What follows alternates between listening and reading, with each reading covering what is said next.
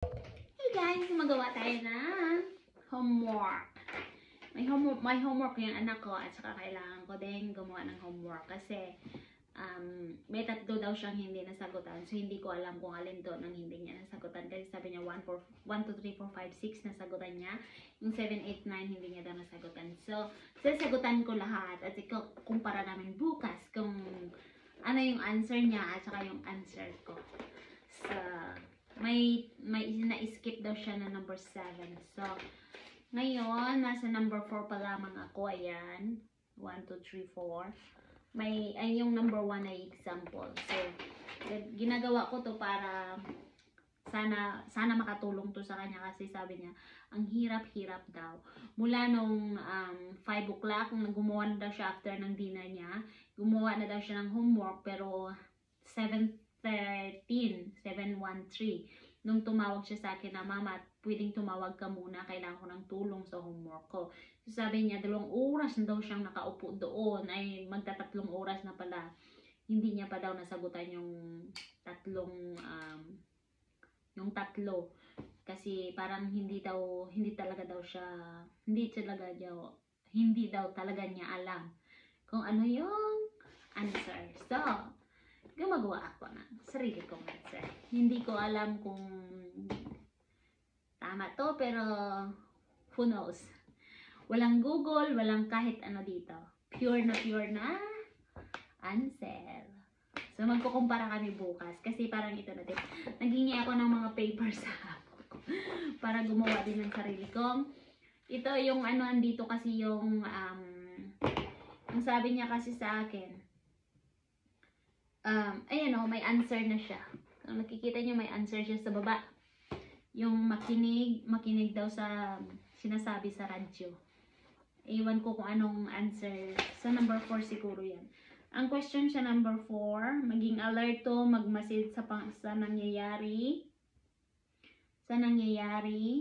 sa paligid.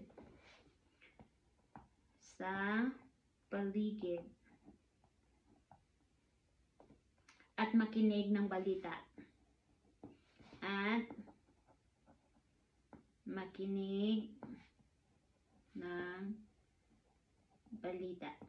So, iyan ang question number 4.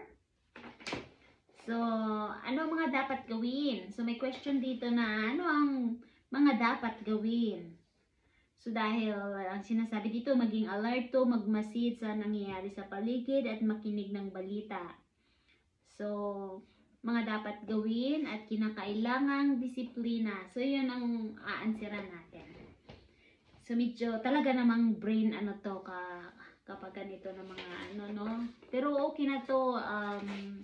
Siguro medyo na ano lang ako, delay lang ng at saka ang number 1 dito ay baka hindi ano yung Tagalog ko. Kasi yung Tagalog ko minsan is parang Taglish. Ay, hindi naman pwede na Taglish to kasi talagang Tagalog. Parang wala pa naman akong nasabi na ang spelling pala ng television ko ay English. So, kailangan pala television. Yung B pala ay dapat ay boy. Bis. Yun is television, dapat Y. O, ayan. O, ayan na. Television. Just me. So, ganito talaga yung impact kapag ang tagal-tagal lang natin na hindi gumagawa ng homework. Okay. So, ayan na po. Sasagutan na natin. Meron akong gap dito kasi akala ko, parang ito, ang answer dito is dito. Kasi ang sabi dito, kung walang kuryente, tanggalin ang lahat ng mga nakasaksak na dikuryenteng gamit. So, ang sagot ko sa mga dapat gawin, huwag hayaang nakabukas sa lahat ng dikuryenteng gamit bago bumalik ang kuryente. So, siguro dapat sa kinakailangang disiplina to. Dito dapat yun to, diba? Kasi, parang yun ang disiplina na kailangan lahat ay nakaano bago bumalik yung kuryente. Para hindi mabilis yung ano ng, yun lang ang naalala ko, ang alam ko, pero hindi ako sure. So, yung mga dapat gawin,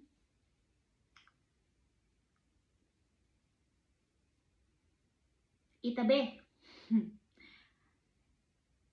linisan,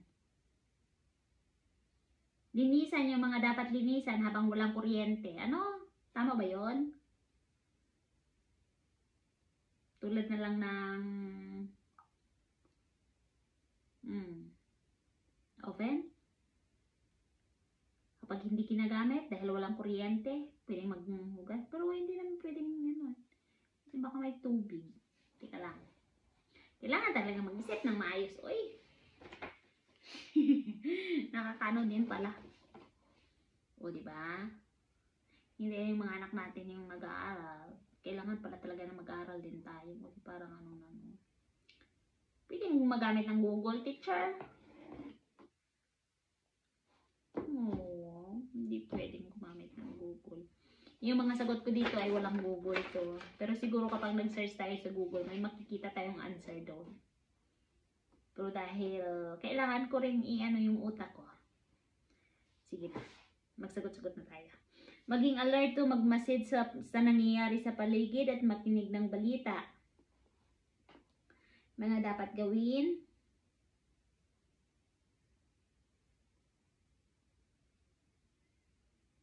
Ano mga dapat gawin?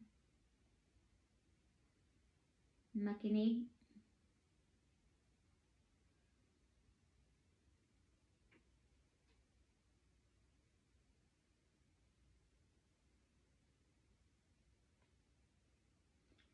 Huwag baliwalain. Huwag baliwalain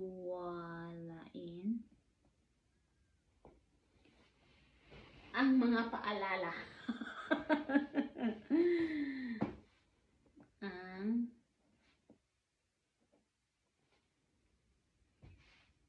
ang mga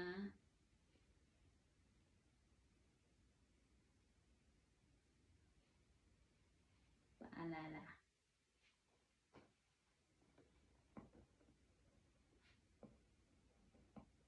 Simple and easy. Binaligtad ko na naman. So, kinakailangang disiplina. Sumunod. Sumunod. Sa mga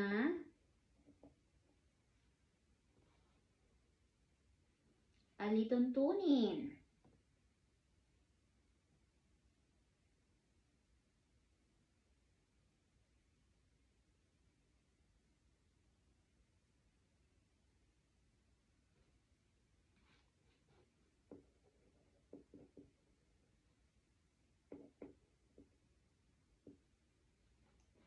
Para sa kaligtasan. O, di ba? Kailangan sumunod sa mga lituntunin para maligtas tayo. Ayun, ligtas na. Kasi kailangan makinig ng balita, di ba? So, huwag baliwalain yung mga balita. Kailangan nakatutok tayo. Baka may storm bukas o may ganito ganyan. O, di ba? So, kailangan alam natin. So, para maging ready tayo. So, iyan. So, iyan. May answer na ako sa kinakailangan disiplina. Ngayon, mag-proceed tayo sa number 5. O, bilis lang. Isang oras na ako dito. Number 5. Magkaroon ng plano ang bawat pamilya.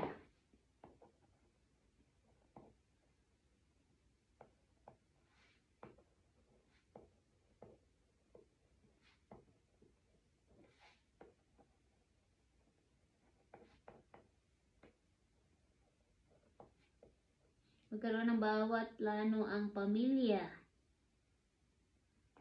Kung saan lalabas sakaling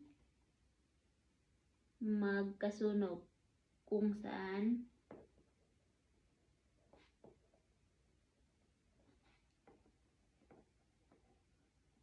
lalabas kung sakaling pala magkasunog.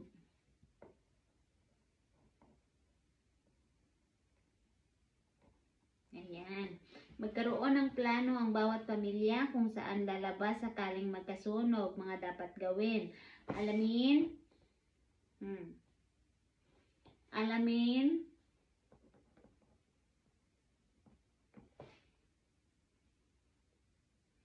kung saan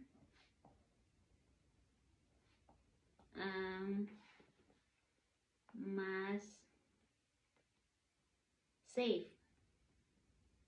Ano bang safe sa Tagalog? Okay? Ay, hindi ba?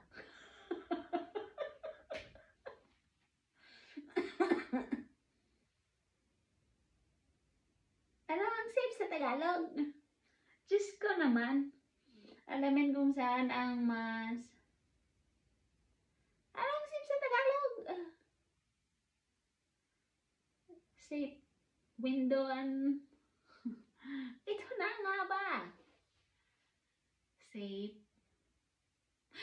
Ligtas. Alamin kung saan ang mas safe. Ay! Ligtas. Kung saan ang mas ligtas na daanan.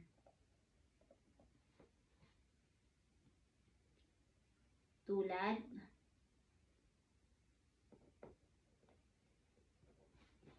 ng pinto o bintana. Yan. O, diba? Taran. Pero may gap dyan. May gap dito. Joke lang. Sisagutin natin yan lahat. So, dahan-dahan. May 5 pa tayong sasagutan kasi 10 pala yung tanong. So, ayan. So, kinakailangan disiplina. Alamin kung saan ang may ligtas na daanan tulad ng pinto o bintana.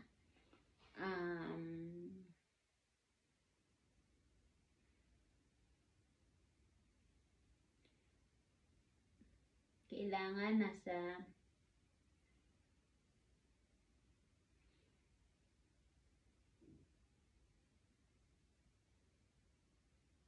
kailangan disiplina.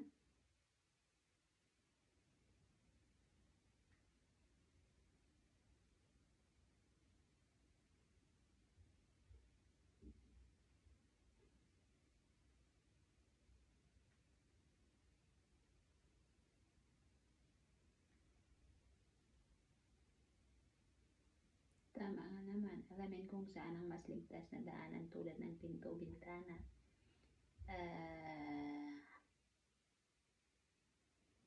Kinakailangang disiplina. Pagsunod sa mga nakakatanda.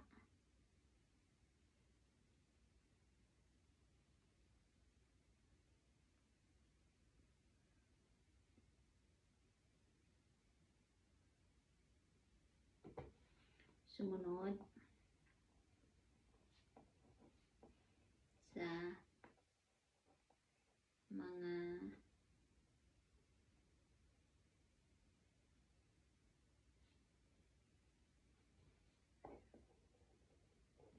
payo at paalala ng mga matatanda kasi sinasabi dito kasi pamilya. So, kapag sa pamilya kasi, ang masusunod talaga yung matatanda. So, ayun na nga. Ayan na. Parang pababa na yung ano ko. Parang pababa na yung point. Okay lang yan. So, number 6 na po tayo. Hindi, ang ano kasi, nakakaano kasi yung upuan. Kaya, ayan. Number 6. Ano na po yung number 6? Anak naman, ang hirap pala talaga. So, maging alerto sa mga amoy at usok sa bahay. Maging, may sagot na siya dito. Maging, narinig ko kanina, pero hindi ko ano yun. Hanap ako ng isa pang sagot. Maging alerto sa mga amoy at usok sa bahay. Ayan. Mga dapat gawin. Itabi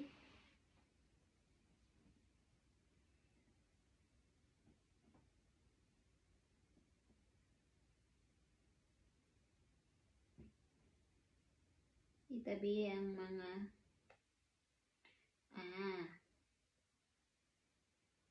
huwag hayaang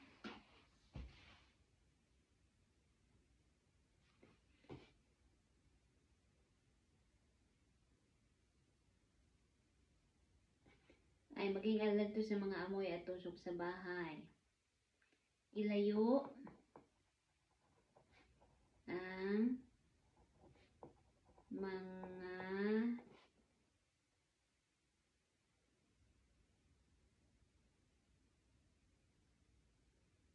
anong easy to born in Tagalog?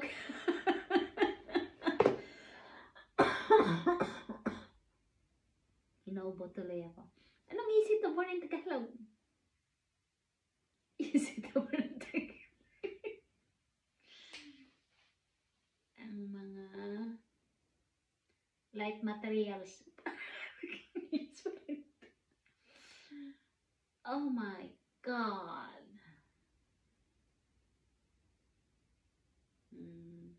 Hindi ko alam. Kailangan ko talaga mag-isip ng buong issues nito. So,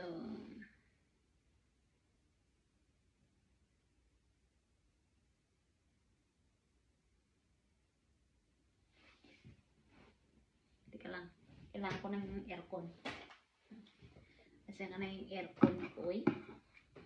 Kailangan ko ng aircon. Mainit. Siguro kaya hindi gumagana yung utak. Teka lang. Maging alerto sa mga amoy at usok sa bahay. So,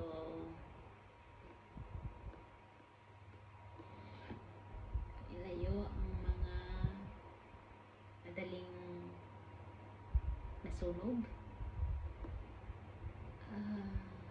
Ang mga madaling masunog. Yun na lang siguro.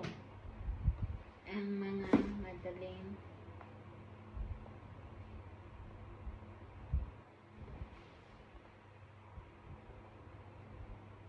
masunog.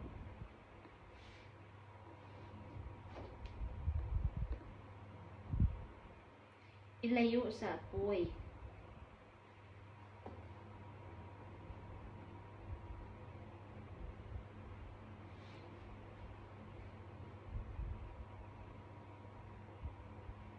Ilayo sa apoy ang mga madaling nasusunog.